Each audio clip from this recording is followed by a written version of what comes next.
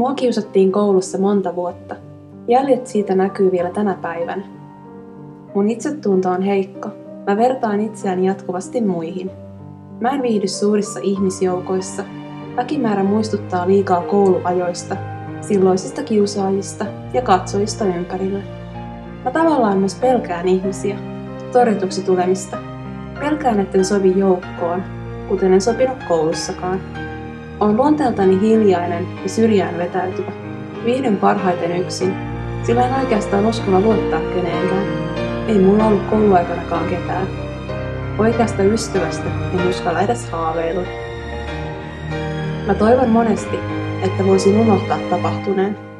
Mä toivon, etten palaisi muistoissa yhä uudelleen niihin luokkahuoneisiin tai koulun käytäviin. Niihin liittyy niin paljon kipua, niin paljon pahaa oloa.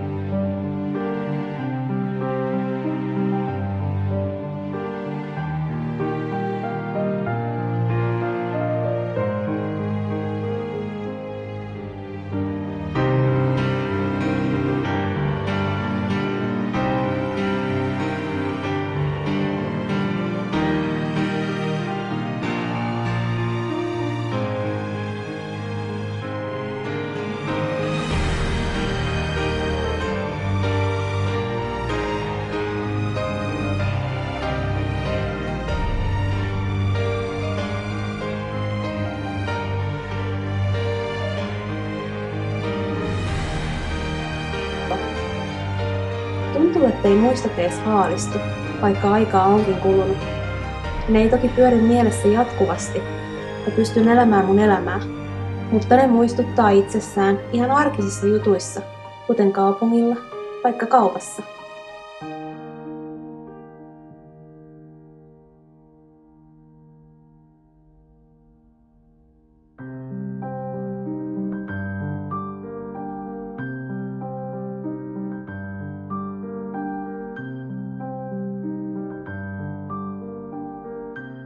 Toisten ihmisten seuraaminen, kuullut puheet tai nauru palauttaa mut muistoissa heti vuosien taa.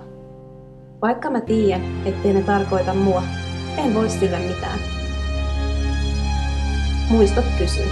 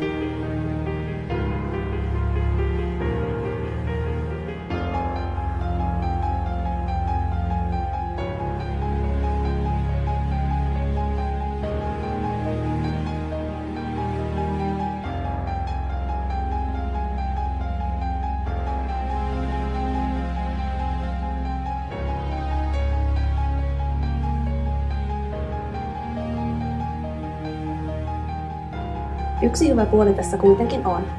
Mulla on elämäntarina kerrottavana. Toivon, että se voisi auttaa jotakin toista mun tilanteessa olevaa. Siksi mä valitsin tämän ammatinkin. Mä haluan omalla toiminnallani vaikuttaa siihen, ettei kiusaamista ole. Vaikka mua on kiusattu, toivon, ettei toisten tarvitse kokea sitä samaa.